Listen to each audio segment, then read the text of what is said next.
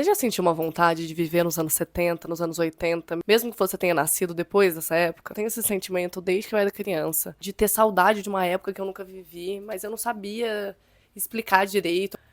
Mas isso tem uma explicação, muita gente sente isso, e eu fui descobrir muito tempo depois, e aí eu resolvi trazer aqui nesse vídeo pra vocês. Então, se você tem essa sensação, se você já sentiu isso, fica comigo aqui nesse vídeo, que eu vou te contar por que isso acontece. Mas antes de começar, já deixa eu me apresentar, meu nome é Marina, eu sou jornalista, sou muito curiosa, adoro moda, adoro tudo que é vintage, então hoje vocês vão perceber isso aqui nesse vídeo, inclusive por que a gente gosta tanto de coisas do passado. Eu amo coisas vintage desde sempre. Então, se você gosta desses assuntos, desse universo, então se inscreve no canal se você gosta. E deixa o seu like nesse vídeo pra ajudar meu canal a crescer. Então, bora lá começar o vídeo. A nostalgia, ela não é só uma saudade do passado, ela é uma emoção complexa que combina uma lembrança afetiva com um sentimento de apego, de afeto, de continuidade do eu. E pesquisadores da Universidade de Southampton, ao longo dos anos 2000, mostraram que a nostalgia ela surge frequentemente em momentos de ansiedade, de incerteza, de instabilidade ou de isolamento. A nostalgia ela funciona como um mecanismo regulador que faz com que a nossa sensação de pertencimento e a nossa autoestima cresçam. É como se ela organizasse a nossa narrativa, a nossa história de vida. Eu acho que é aquela sensação de você sempre romantizar o passado, romantizar uma coisa que você nunca viveu. A gente sempre olha pra trás pensando, nossa, naquela época, não sei o quê, tudo era bom, hoje em dia não sei o quê, mas naquela época tinha um monte de merda acontecendo, tinha um monte de coisa ruim, mas a gente tende a olhar uma coisa que a gente nunca viveu como se ela fosse 100% perfeita e maravilhosa, né? E aí a nostalgia, ela não é uma volta ao passado, né? Mas ela é como se fosse uma reinterpretação do que foi o passado. Porque a gente tá olhando pelas lentes de hoje, né? Eu, por exemplo, amo os anos 70 e os anos 80. Várias coisas, né? Moda, cultura, música. E é isso, a gente olha pra trás, a gente tá olhando com uma lente do presente.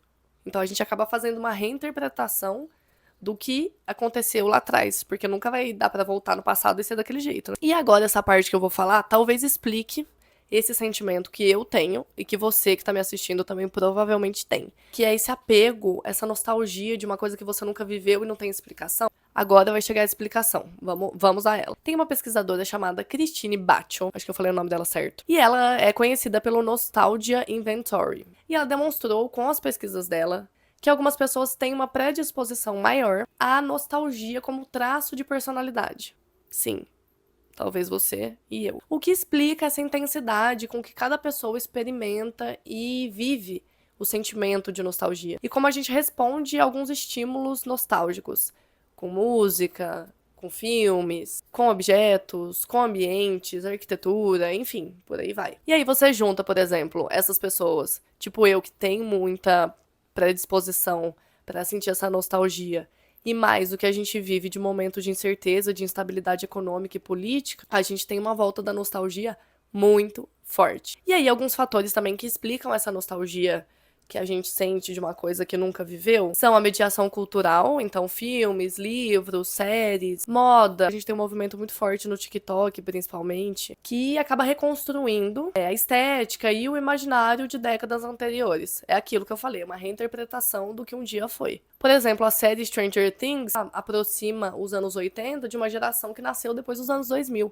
E aí dá aquele quentinho no coração, aquela coisa calorosa. Outro fator importante, né, como eu já mencionei aqui, é a instabilidade política e econômica. Quando o presente ele é caótico, a gente busca uma imagem no passado que traz conforto, que traz estabilidade, que traz segurança. Mesmo que esse passado nem tenha representado isso, né? Nem tenha sido assim. E aí, como a gente vive numa era de rede social, tudo vira estética, né? Tudo vira trend, tudo vira um atalho de pertencimento ali. Mesmo que isso seja até meio raso, né? Esses movimentos que acontecem no TikTok, que começa uma coisa muito rápida e acaba ficando uma cópia apenas de uma estética sem muito sentido, né? Uma coisa um pouco vazia, você recria uma estética de uma época, mas assim, só. Semana que vem já tem outra, e semana que vem já tem outra. E acaba, não sei, talvez perdendo um pouco de autenticidade, porque todo mundo quer copiar tudo. Tem uma newsletter que eu assino, que é muito boa, que se chama Eat Your Nuts. E uma das últimas edições é falando sobre isso, mas mais voltado para arquitetura.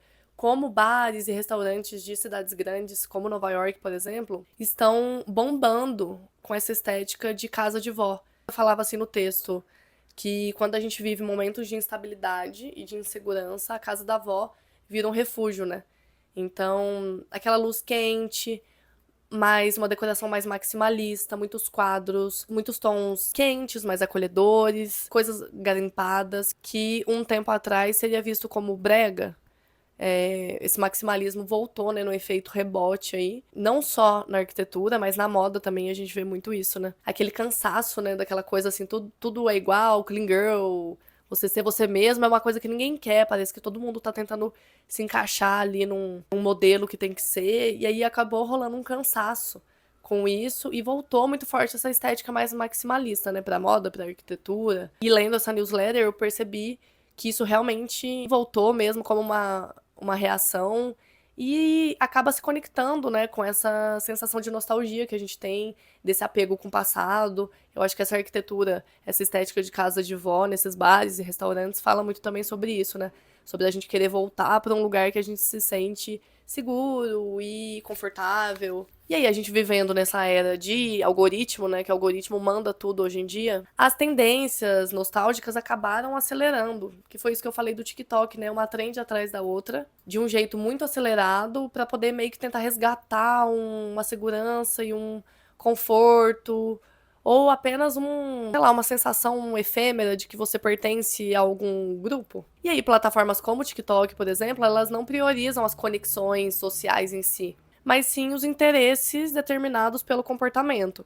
Então começou a viralizar um vídeo de arrume-se comigo pra aparecer, vamos pegar o gancho aqui do Stranger Things, pra se vestir como nos anos 80.